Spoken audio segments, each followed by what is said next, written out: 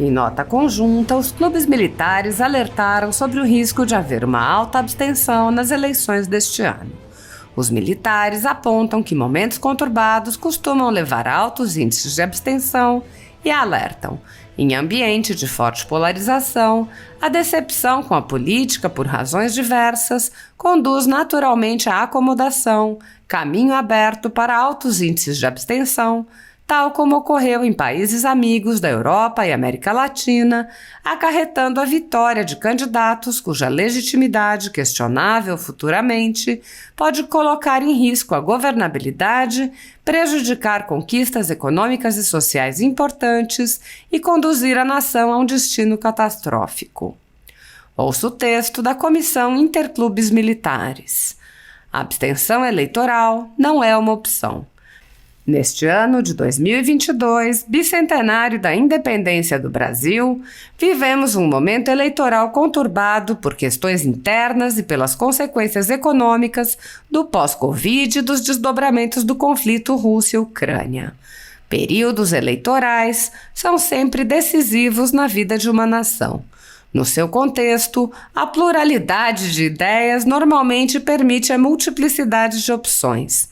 Mas, por vezes, as escolhas mais viáveis apontam caminhos diametralmente opostos. Nessas ocasiões, mais do que decisivas, as eleições são cruciais para o futuro do povo incumbido de escolher.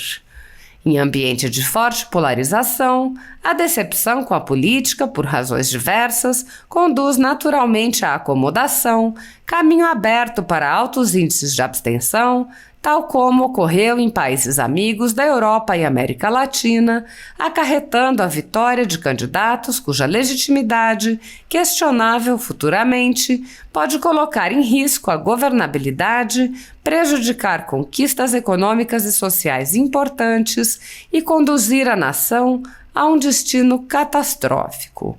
O Estado democrático de direito comporta todas as acepções de cidadania, inclusive o direito básico ao voto. O sufrágio universal é uma garantia fundamental e constitucional. Assim, a abstenção de um direito tão caro à sociedade configura grave assinte ao próprio estamento democrático por desprezar o exercício pleno da cidadania. De start, torna-se imprescindível que o eleitor tenha plena consciência da importância do seu voto para o destino do país e se manifeste nas urnas de modo assertivo, sob pena de, ao abrir mão desse dever cívico, deixar prevalecer a indesejável vontade de uma minoria. Portanto, o eleitor contribua para o salutar aprimoramento da nossa democracia. O futuro do Brasil é agora. Participe, compareça às urnas e registre o seu voto válido e consciente. A abstenção não é uma opção.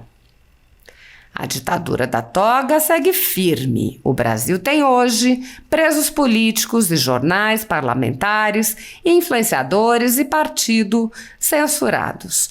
A Folha Política tem toda a sua receita gerada desde 1º de julho de 2021, confiscada por uma canetada do ministro Luiz Felipe Salomão, ex-corregedor do TSE, com o aplauso e o respaldo dos ministros Luiz Roberto Barroso e Alexandre de Moraes. Além disso, todas as receitas futuras do jornal obtidas por meio do YouTube estão previamente bloqueadas. Há mais de um ano, todos os rendimentos do jornal estão sendo retidos sem justificativa jurídica. Anteriormente, a Folha Política teve sua sede invadida e todos os seus equipamentos apreendidos a mando do ministro Alexandre de Moraes. Mesmo assim, a equipe continuou trabalhando como sempre, de domingo a domingo, dia ou noite, para trazer informação sobre os 3 poderes e romper a espiral do silêncio imposta pela velha imprensa, levando informação de qualidade para todos os cidadãos e defendendo os valores, as pessoas e os fatos excluídos pelo mainstream, como o conservadorismo e as propostas de cidadãos e políticos de direita.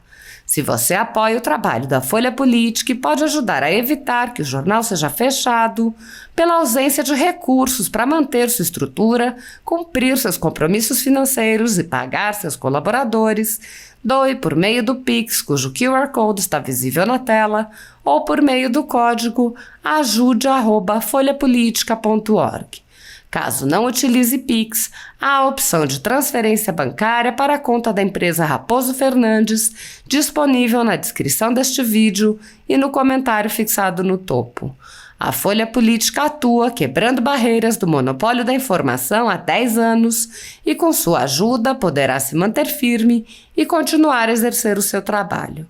Pix ajude@folhapolitica.org. Não, bom demais estar aqui com vocês.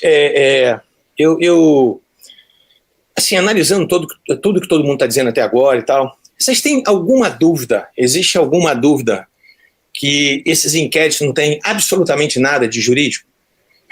A gente está diante de 2 inquéritos políticos, são só inquéritos políticos. Você vê alguma pessoa que não seja conservadora, entre aspas, aí fazendo parte desse inquérito? É claro que não. Então a gente, na verdade, tem 2 absurdos, a gente tem 2 monstros, um que é o primeiro que foi do fake news, criado, né, assim, esse é o monstro dos monstros, porque você instaura um inquérito para apurar o nada, para apurar uma infração penal que não existe. Ou seja, eu nunca vi, fiquei 30 anos no Ministério Público, ninguém nunca instaurou um inquérito policial para apurar um fato atípico. As fake news, até agora, são atípicos, são fatos atípicos.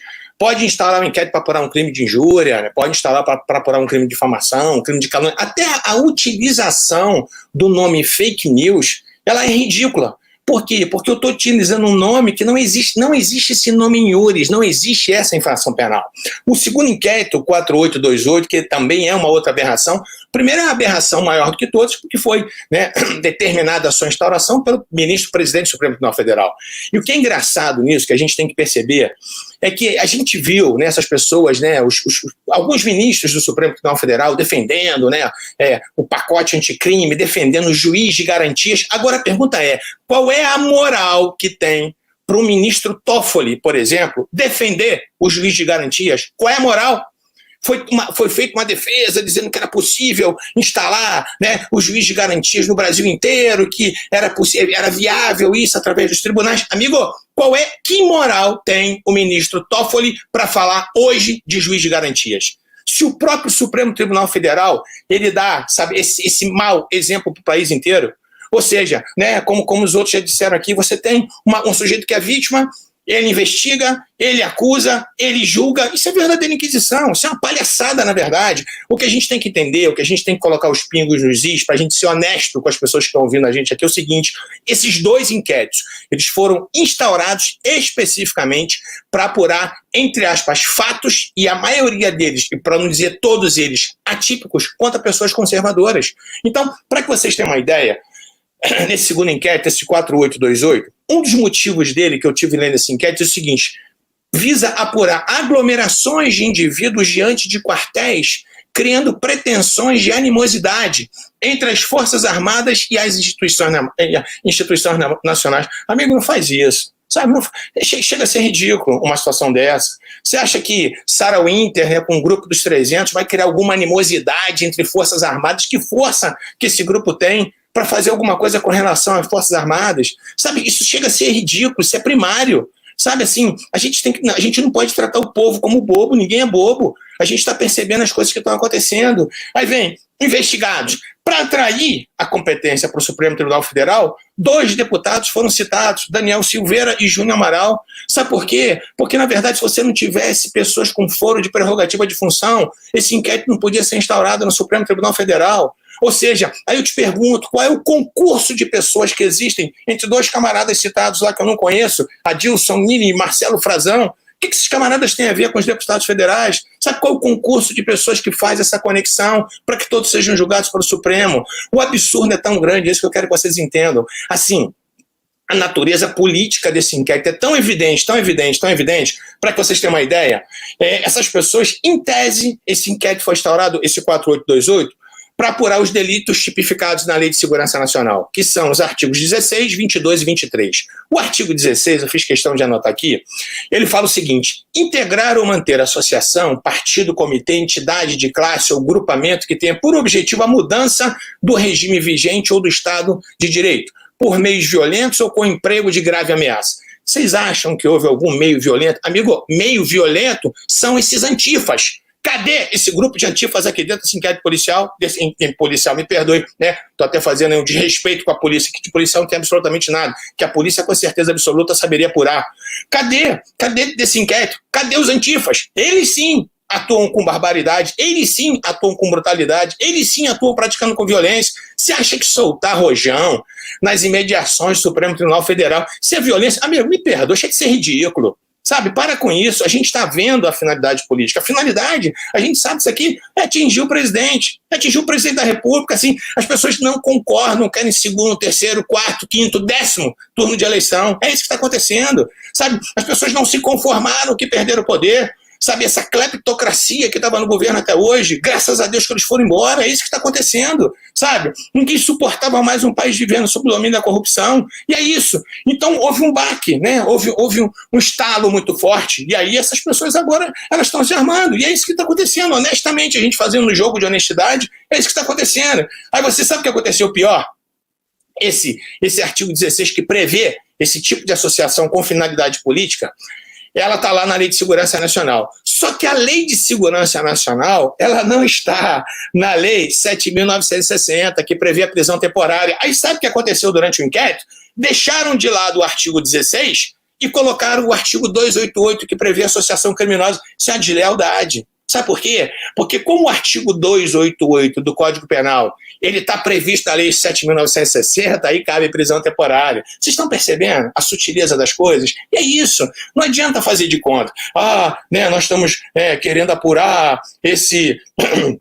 A gente tem, né, essa coisa de contra crimes contra a Lei de Segurança Nacional. A gente está vendo a subversão da ordem. Amigo, para com isso. Recentemente, você quer ser honesto? Recentemente, esse deputado aí, esse Marcelo Freixo, ele, numa reunião de partidos de esquerda, ele disse, a frase dele foi o seguinte, que eles não tinham que tão somente resistir ao governo Bolsonaro, eles tinham que destruir o governo Bolsonaro. Isso sim é atentar contra a ordem pública. E cadê o Freixo dentro desse inquérito? Cadê esse camarada? Então, vamos ser honestos. No Rio, para que vocês não digam que eu estou sendo tendencioso, um professor da UFRJ, Mauro Lazzi, do Partido Comunista, esse cara, numa palestra, sei aonde que esse camarada fez, ele disse que aquelas pessoas que não comungavam com as ideias de esquerda, elas mereciam um bom paredão de fuzilamento. Isso é atentar contra a ordem. E cadê esse camarada aqui? Então, eu queria que vocês entendessem o seguinte, vamos parar de mimimi, vamos parar de frescurada. Esses dois inquéritos não têm absolutamente nada de jurídicos. A gente sabe disso. Eu me formei em 85, eu fiquei 30 anos no MP. Nesses 30 anos que eu fiquei no MP, pelo menos 29 anos trabalhando ininterruptamente no crime. Eu posso dizer uma coisa, de crime eu entendo pouco. Isso aqui não tem nada a ver, não tem absolutamente nada. Sabe, então isso é um nada para apurar absolutamente nada. Isso, na verdade, são dois inquéritos para impor a situação de terror. É o que está acontecendo. O que aconteceu com o Alan. Assim, é um absurdo isso que aconteceu com esse outro jornalista agora recentemente, que aconteceu com a Sara. Então, assim, é engraçado isso porque são dois pesos e duas medidas. Então, cadê o Greenwald, sei lá o que, o Verdivaldo, a gente fala brincando do Verdivaldo, né? Cadê o camarada? Então, assim, ele pode conseguir, ou ele próprio, não sei o que aconteceu, não vou ser leviano para dizer que eu não sei exatamente o que aconteceu naquela situação, ele pode conseguir conversas interceptadas, ele pode divulgar, ele é blindado pelo Supremo Tribunal Federal e as pessoas não podem falar a respeito disso, as pessoas não podem criticar ministros do Supremo Tribunal Federal. Isso é um absurdo. O que eu mais vejo nas redes sociais são pessoas fazendo chats, pessoas fazendo memes com o presidente Bolsonaro, ministro do Supremo Tribunal falando expressamente a respeito do nome dele. Sabe? Então, assim, eu posso não concordar com a Suprema Corte, eu posso não concordar com o Supremo, mas eu não posso nominar os ministros. Que não pode nominar ministro, rapaz, que palhaçada é essa agora? Eu fui servidor público a vida inteira. Você não quer ser alvo de pedrada, você não quer ser vidraça, sai fora do Supremo, sabe? Então é assim, mas ninguém quer sair, ninguém quer largar o osso. A grande realidade que a gente está vivendo é essa, né? Ainda querem, né, se eternizar no poder. Recentemente, não, faz algum tempo, eu vi uma declaração do Toffoli dizendo que por ele ficaria a vida inteira no Supremo. Pelo amor de Deus! A gente tem que ter, na verdade, projetos para que isso possa ser encurtado, porque ninguém suporta mais esse tipo de situação. Falar mal de ministro agora, isso importa? em crime contra a segurança nacional, falar mal de ministro agora, sabe, soltar fogos em Supremo Tribunal Federal, chega a ser ridículo. Isso é ridículo. Eu acho que uma pessoa com o mínimo de dignidade, eu quero ver agora esses garantistas hiperbólicos, que a vida inteira foram contra a Lava Jato, né, e muitas vezes até com razão, dizendo que a Lava Jato, em determinados momentos, ela estava sendo, né, abusiva. Eu não sei, eu não conheço os processos da Lava Jato, mas assim, se houve algum abuso, se houve algum arbítrio, tem que ser punido. Mas assim, é engraçado que essas pessoas agora estão caladas, se fazem um artiguinho, né, modesto ou outro, né, não vão discursar inflamados, dizendo, né, que está havendo abuso por parte dos ministros do Supremo Tribunal Federal. Eu vi uma cena ridícula, eu vi o ministro Mar Mendes sendo entrevistado na CNN, e a gente sabe que ele fez uma live e no final ele falou um palavrão, e ao final dessa entrevista que ele deu na CNN, a menina lá, uma das entrevistadoras lá, a âncora do programa, toda sorridente, falou, ministro, né? O cara fez uma pergunta com relação a isso, que ele falou um palavrão no final da live. Aí a menina intervém e fala assim, ministro, eu achei tão engraçado, achei tão bom o senhor falar um palavrão, para o senhor saber que o senhor é como a gente. Peraí, quando o Bolsonaro faz isso, ele não é como a gente?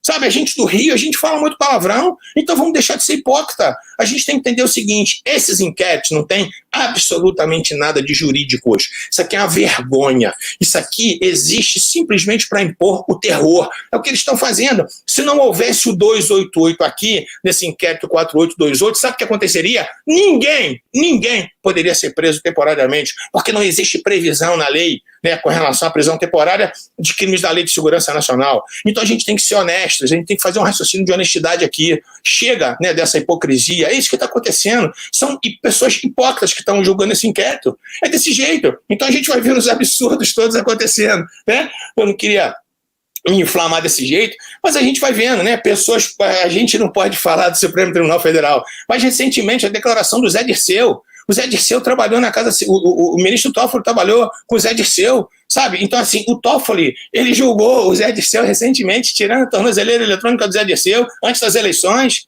sabe? Isso é crime de responsabilidade, é isso que a gente tem que entender. Se nós tivéssemos um Congresso sério, composto por pessoas sérias, já teria muitos processos de impeachment com relação aos ministros do Supremo Tribunal Federal. A grande verdade é essa, a grande realidade é essa. Recentemente vem o Zé Dirceu fazendo uma live, sei lá, um bate-papo com não sei quem, ele falando abertamente sobre o ministro Fux, dizendo que o ministro Fux ficou meses correndo atrás dele para poder, dizendo que ia absolvê-lo, né? Então, se esse camarada está fazendo uma coisa dessa, se esse cara está sendo leviano, cadê o inquérito para apurar esse sujeito? O Lula, quantas vezes falou mal do Supremo? Quantas vezes falou mal da magistratura? Então, assim, gente, vamos entender uma coisa de uma vez por todas, vamos parar com a hipocrisia. Os inquéritos, eles não são jurídicos, eles não têm absolutamente nada a ver com jurídico. Esses inquéritos dizem respeito única e exclusivamente punir pessoas que têm uma tendência conservadora. E é isso, e ponto. Vamos deixar de ser hipócrita. É isso que está acontecendo. Não tem nada contra a segurança nacional. Você acha que um foguete na porta do Supremo é crime contra a segurança nacional? Os black blocs, sim. Né? Os antifas, sim, eles são. Né? O MST, quando passava nas terras com o trator, destruindo toda a propriedade privada, ninguém nunca falou nada. A própria ministra Carmen Lúcia vieram aqui em Belo Horizonte, picharam, né, o prédio inteiro dela de vermelho, todo mundo se calou. Por quê? Por que são 2 pesos, 2 medidas? Então, né, vocês me perdoem aí, eu não queria, né, ficar extrapolando o meu tempo, mas enfim, né, a gente vê que na verdade, o que eles estão tentando coibir é realmente qualquer tipo de manifestação conservadora, qualquer tipo de manifestação, né, que tenha o mesmo pensamento do presidente Bolsonaro. A gente tem que entender que foram 57 milhões de brasileiros que elegeram o presidente. Vamos aceitar que isso aconteceu, vamos torcer para o nosso país dar certo.